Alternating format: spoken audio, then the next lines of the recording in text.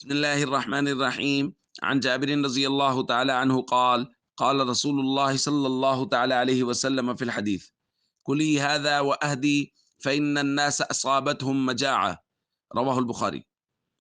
حضرت جابر رضی اللہ تعالیٰ عنہ غزوہ خندق کے دنوں کے واقعات بیان کرتے ہوئے ارشاد فرماتے ہیں کہ میں نے نبی کریم صلی اللہ علیہ وسلم اور صحابہ کرام میں دیکھا کہ کئی دنوں سے کچھ نہیں کھایا، تو میں اپنی گھر والی کے پاس آیا اور میں نے کہا کہ حضور علیہ الصلوۃ والسلام نے کچھ دنوں سے کچھ نہیں کھایا، تو کیا کچھ ہے گھر میں کھانے کے لیے؟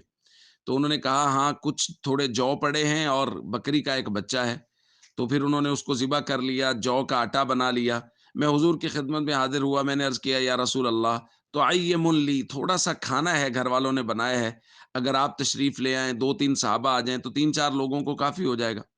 تو حضور علیہ الصلوۃ والسلام نے تفصیل پوچھی، کم ہوا ہے کتنا؟ فذکرت لہ، میں نے ذکر کر دیا کہ تھوڑے سے جو کا آٹا بنایا ہے اور ساتھ میں ایک بکری کا چھوٹا بچہ ذبح کیا ہے۔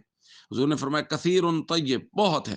پھر حضور علیہ الصلوۃ والسلام نے مجھے کچھ ہدایات دی میری گھر والی کے لیے کہ جی اس سے ہنڈیا سے کپڑا نہیں اتارنا اور روٹیوں کو ایک جگہ اکٹھے رکھنا ہے۔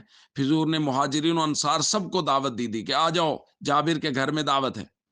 تو کہتے ہیں میں بھاگا بھاگا اپنی گھر والی کے پاس گیا، میں نے کہا حضور تو سب کو لے کے آ رہے ہیں۔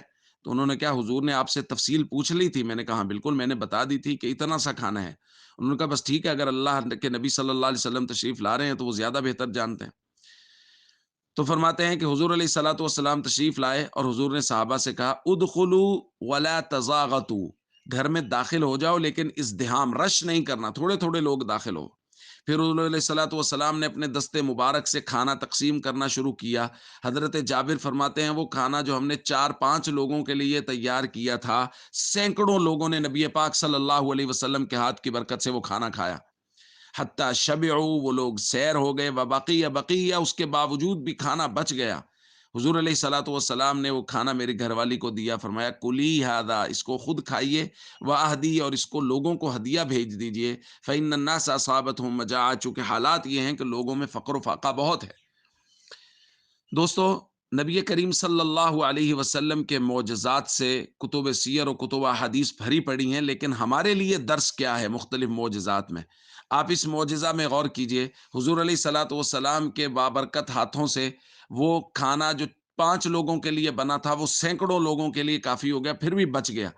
یہاں سبق یہ ہے کہ حضور نے حضرت جابر رضی اللہ تعالیٰ عنہ کی گھر والی سے یہ نہیں کہا یہ کھانا لے لو، شام کو کھا لینا، کل پرسوں تک کافی ہو جائے گا، نہیں۔